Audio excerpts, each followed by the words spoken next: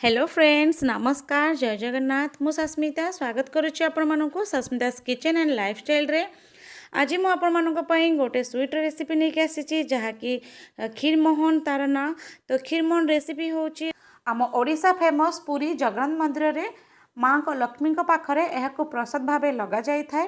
ता सहित राजस्थान गोटे गंगानगर सेठाकर फेमस मिठा होता है।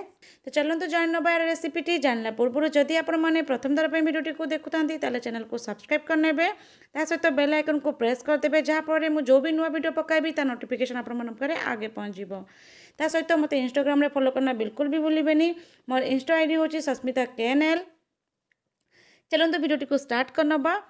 तो ये मुझे प्रथम गोटे लिटर क्षीर नौची बॉयल करने पूर्व आपड़ से बासन टी भल भाव धोई ने जहाँफल आप क्षीर तले लगभनी। तो या भल भाव बॉयल करनबा। आमको क्षीर ये छेना बनइबार अच्छी। तो प्रथम या छेना बनई नबा। तो छेना बनवाई मुझे विनेगार 3 चम्मच यूज कर सहित किसी पानी नहीं मिक्स करने। आपण मैंने विनेगार जगार लेंबू रस भी यूज करें। तो जितेबाला आम छेना छिड़ापी जावा तो प्रथम गैस को बंद करवा तापर जाकि क्षीर रे आम विनेगार ऐड करवा। विनेगार ऐड कर सारा तो आपण टिके समय चलई ने आपण मैंने देखिपे धीरे धीरे आमर क्षीर छेना छिड़ी गला।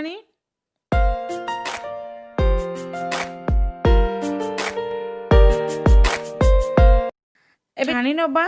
छाणीबापी आपण मैंने पतला कपड़ा सूतार ही यूज करेंगे तेबे जाकि आपण छेनार जो पानी अच्छी छेनारू अलग हो भल भाव मोटा नेले भल भाव पानी छाणी हेनी।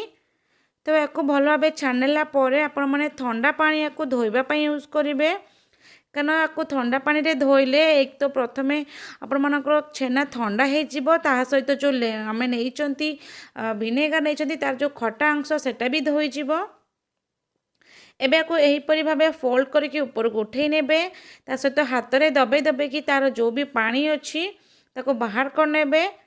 आ जी एक्स्ट्रा पानी रही आपने कौन सी जगह गोटे जगह टांगी ने जहाँफल बाकी तक पानी सब बाहरी जीव कारण आमको एठी छेना टाइट छेना दरकार।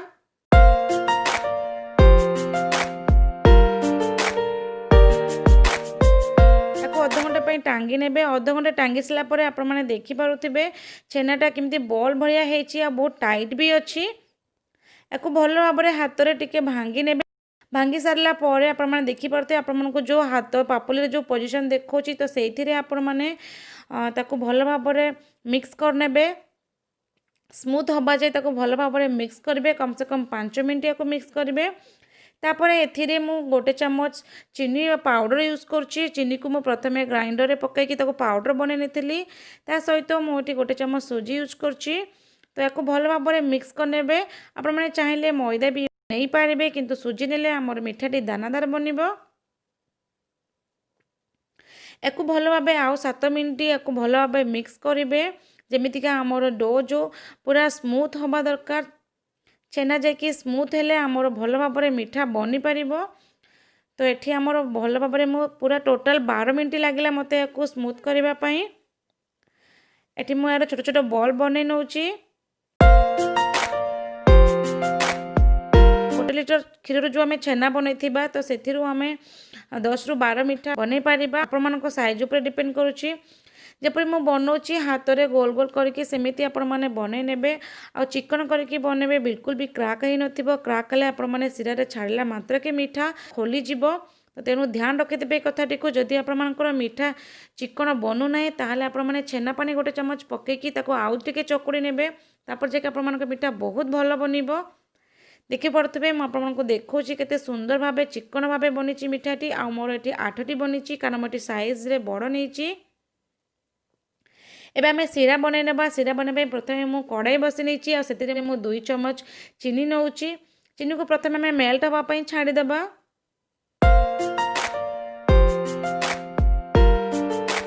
आप मेल्ट करके चीनी नौचंदी तापर आपनकर जो मिठाटी कलर बहुत भल आसीबो। चीनी मेल्ट होगला पर से पानी ऐड करवा। मुझे पानी 4 कप नौची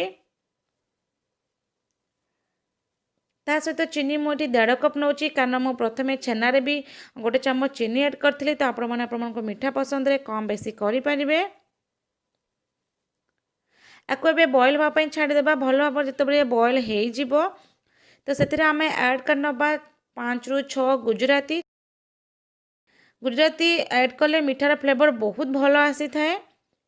तापर आम छेना जो बॉल रखी थे सिरा पकईदेबा आपको बॉयल होगापी अध घंटे छाड़देबा जितेबाला आपर मिठाटी बॉयल होने पाखरे पानी बसई ने गरम हाँपाई कारण ए गरम पानी यूज कर आगक तेणु ध्यान रखिए गरम पानी भी बसई ने आपको अध घंटे बिल्कुल भी डिस्टर्ब करेंगे अध घंटे आपको भल भाव में बॉयल हाँपाई छाड़देबे ढक्कन लगेकी एबे आपको चेक करनबा कारण आम अध घंटे हो गलानी देखु आमर मिठा केते सुंदर भाव फुली जाइए फुलिकी पूरा डबल हो जाइए साइज रे आ हल्का कि कलर चेंज हो आम टिके पलटई नबा आराम से भांगार चांस था समय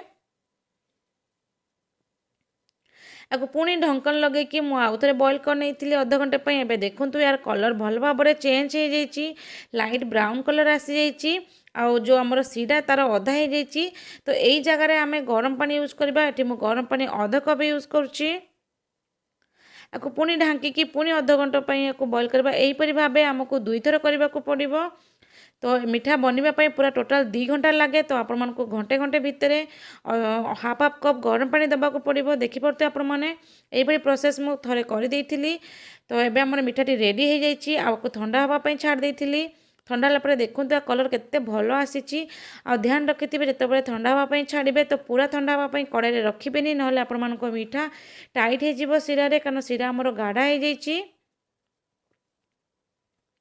एक कौन सी प्लेट रे काढ़ी ठंडा करने मिठाटी को मुझे काटिकी भी देखी आपण मैंने देखिपे केते स्मूथ बनी आ पूरा भीतर पर्यंत सिरा जाइए देखु केते यामी देखा आपण मैंने घरे को निश्चित ट्राई करूँ आ मते कमेंट बॉक्स रे कहतु केमती लगे मोर रेसिपीटी आशा करुँच आपण रेसिपीटी पसंद आसी रोची नमस्कार जय जगन्नाथ।